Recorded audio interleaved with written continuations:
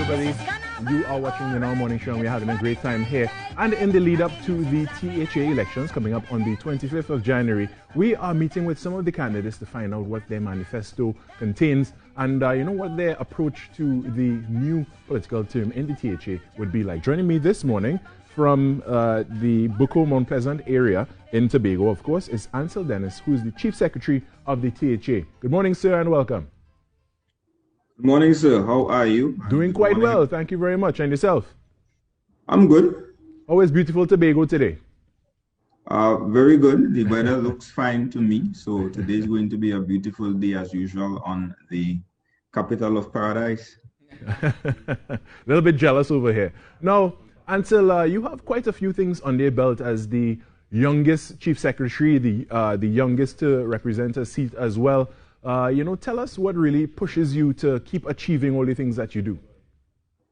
Well, for me, it's really about service to the people, not necessarily personal achievements. Getting involved in politics in 2013 at the young age of 26 was a very important decision. It was a very tough decision as well. Of course, there were always those who were for the decision and there were some who were against, suggesting that a young man like me should find other things to do. I wonder why. Well, there's always this negative perception about politics. You often hear the talk that it has a morality of its own. And as we all know, it's not for the faint-hearted because of what it comes with, the usual criticism, a lot of it unfair. But that's simply the nature of politics. But notwithstanding all of that, I made a decision to get involved because I saw it as an opportunity to serve my community, by extension, island and country. So I got involved at the age of 26. Wow. Back in 2013, was successful at that election, was re-elected again in 2017.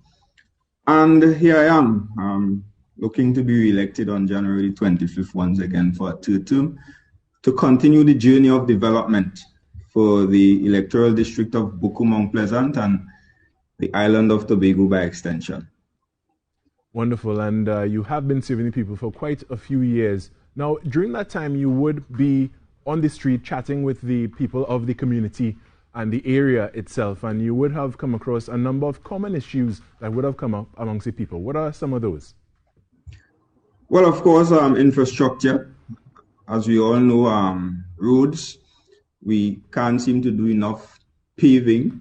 There's always a demand for roads to be in better condition. And of course, you have situations where WASA needs to do repairs a lot of times. And that, of course, affects the road infrastructure. Right.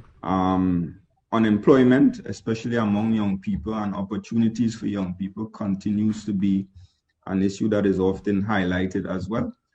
And to me, those are the two main issues that I will find not only in my electoral district, I think across the island and the country by extension.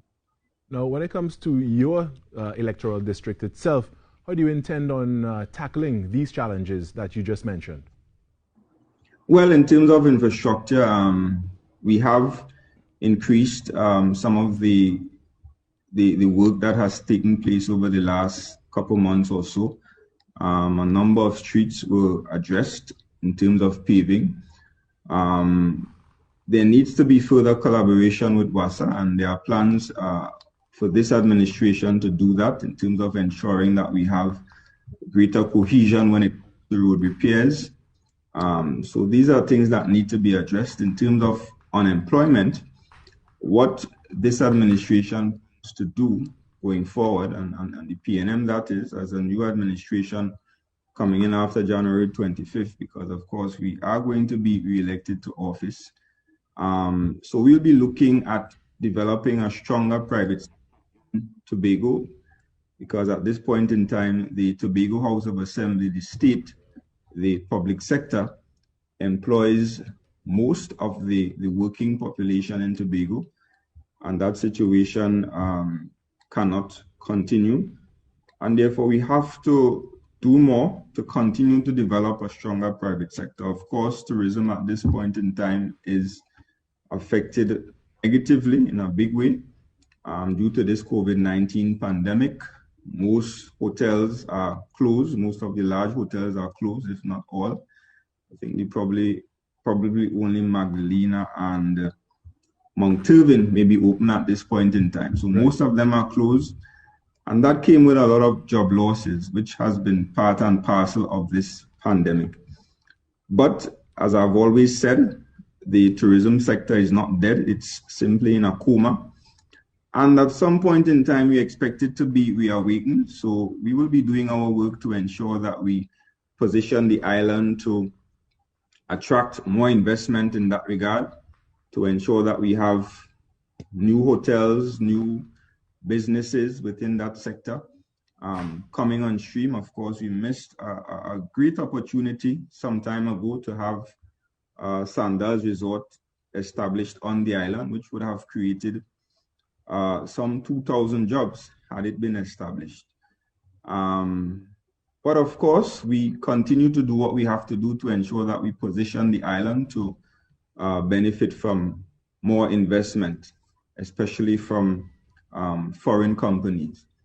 In addition to that, I think there are a number of opportunities available in the agriculture sector as well. So have ramped that up over the last couple of years in terms of establishing the new TADCO company, which we expect to be the key link between farmers on the island and the market in Trinidad, because we recognize that Tobago is a population of 60,000 persons.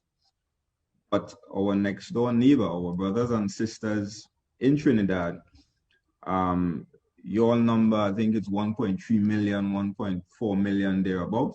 And therefore, we want to take advantage of that market. I think all of us know that historically, Tobago was once the breadbasket or the food basket of the country, and we intend to return to that. So how do you intend to stimulate the agricultural sector, at least for your district? How do you intend to stimulate that sector and really get more production out of it? Right. So as I said, TADCO is the key link. So with the establishment of TADCO, there should be a number of facilities established. Recently, we turned the sod for a new agro-processing facility up at Goldsboro. I think it was just last month we did that. TADCO is expected to establish a market of sorts in Trinidad as well. And therefore, it will be about transferring the produce from Tobago to the larger market in Trinidad. It's also about creating more opportunities for our agro-processors on the island. And of course, by way of the division, which has responsibility for policy making in the agriculture sector, the Division of Food Production. So what it will be renamed, if it will be renamed after January the 25th. But the issue of incentive is also critical. And we have done a lot of that especially during the COVID-19 period through the Business Development Unit of the Tobago House of Assembly. We have did a number of agribusinesses on the island to the tune of some $3 million. Overall, the output was about $8 million, but of course there were other businesses, particularly those in the tourism sector, that benefited from the bulk of the funding in that regard. But we have continued to support the agriculture sector. We are looking as well, especially in the new term, we will be ramping up the distribution of state resources in terms of state lands to promising farmers, especially those who would have graduated from the YAPA training program that we facilitated in the Tobago House of Assembly, and even some of the existing who I've seen for myself doing quite well. But if given the opportunity to access 2, 3, or even 4 more acres of land, they can in fact take their production to the next level. So, all right, wonderful. We are doing Chief all we Secretary can Dennis, to support farmers. we have to stick a pin in it there, Chief Secretary Dennis. But I want to thank you for your time this morning so much, and all the best coming up on the 25th of January for the THA elections.